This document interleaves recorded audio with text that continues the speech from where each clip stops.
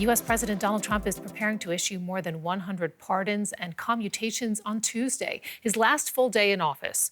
The list of clemencies reportedly will not include Trump himself. Meanwhile, U.S. police have arrested an elected official on charges relating to the January 6th storming of the Capitol. Coy Griffin, a New Mexico County commissioner and founder of the group called Cowboys for Trump, was also planning to travel to Washington, D.C., armed with a rifle and a revolver to protest Joe Biden's inauguration on Wednesday. Now, security across the country has been stepped up since the weekend in anticipation of fresh violence by right-wing extremists. The calm after the storm. Ahead of Joe Biden's inauguration Wednesday, the level of security in Washington is unprecedented. After the attack on the Capitol on January 6th, there is a fear of further unrest. Not just here, but across the United States. Let's all understand that there's a perceived or a real success of the January 6th attack. So these organizations are now emboldened by setting up, and if you will, deterring future events because of the presence of law enforcement and military. That's sending a message to people. And I'm reading as recent as today that many of these organizations have decided that they're going to stand down. The investigation into the siege of the Capitol is posing uncomfortable questions. Why was it so easy for the rioters to breach both the west and the east side of the building? New video evidence of the storming emerges daily. It's now clear that dozens of the rioters were listed in the FBI's database as potential terrorists. And Democrats are asking if the rioters had inside help from Republican officials. Those members of Congress who had groups coming through the Capitol that I saw on January 5th, a reconnaissance for the next day, those members of Congress that incited this violent crowd. Do individual Republican officials have links to radical groups? And if so, how extensive are they? Investigators are ruling nothing out. Security inside the Capitol has been stepped up, with lawmakers now required to submit to metal detector scans.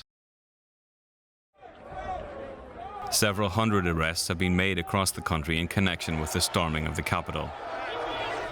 This man was detained in Nashville, Tennessee on Sunday.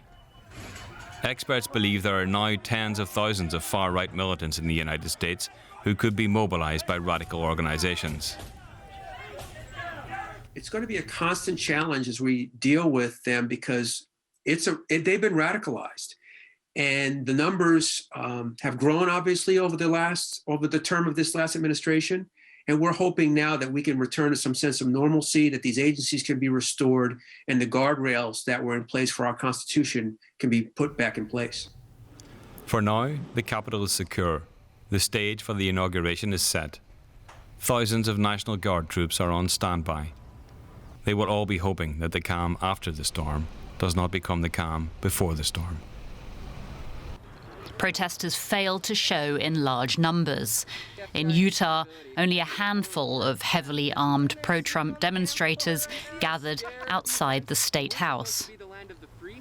In Michigan, too, the mood was a far cry from the scenes America witnessed only 11 days ago when a riotous mob stormed the U.S. Capitol. I'm not expecting much to come out today. It's an off day. I'm enjoy at work. I'm just wanting to see what happens with the MAGA movement. Make America great again. One protester said that right-wing social media platforms had discouraged Trump supporters from turning up. And a lot of people on there, especially on the right, were saying, not to go because they believe that there, A, could be violent attacks from the left, or B, that after the Capitol riot, they didn't want to be seen as, violent. So that's why a lot of them aren't out here today. DW's William Glucroft is following the latest developments in this story. William, the U.S. was bracing for widespread protests by violent Trump supporters on Sunday. Those protests didn't happen, but that doesn't mean the danger has passed, does it? No, Terry, it doesn't. Was bracing and is bracing. We should all be reminded that the FBI and other law enforcement officials are seeing a threat basically starting over the weekend and going through Inauguration Week, through at least Thursday, inauguration being on Wednesday, and possibly even beyond. Officials are looking at this as maybe two ways, perhaps because law enforcement officials are now have their ears perked up after the January 6th violence at the Capitol. That might actually put any plans to rest that there may have been for inauguration. But the other scarier option is perhaps these threats will just be more diffuse, that they'll kind of simmer under the surface, that it'll be kind of a whack-a-mole as we approach Inauguration Day. Then maybe there won't be one big event like we saw at the Capitol last week, but maybe there'll be smaller events that will be harder to contain. Well, the focus now is very much on that inauguration itself on Wednesday. 25,000 National Guard troops standing by in Washington, D.C. to deal with the possibility of violent mobs. But security officials are also apparently concerned about possible insider threats. What more can you tell us about that?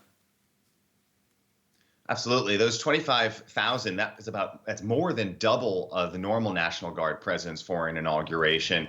Defense officials speaking to Associated Press said they are worried about insider threats within those National Guard troops. Apparently, vetting is a very normal thing for the military to do for its troops, but the FBI is stepping in and doing additional vetting, and that's something very unique.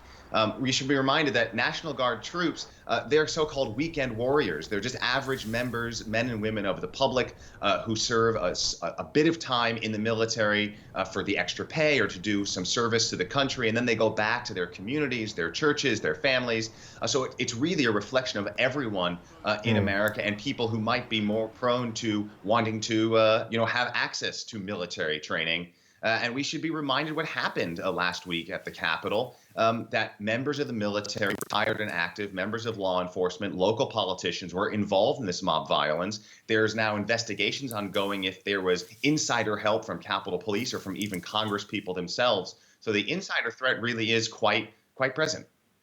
William, thank you very much. That was DW's William Glucroft.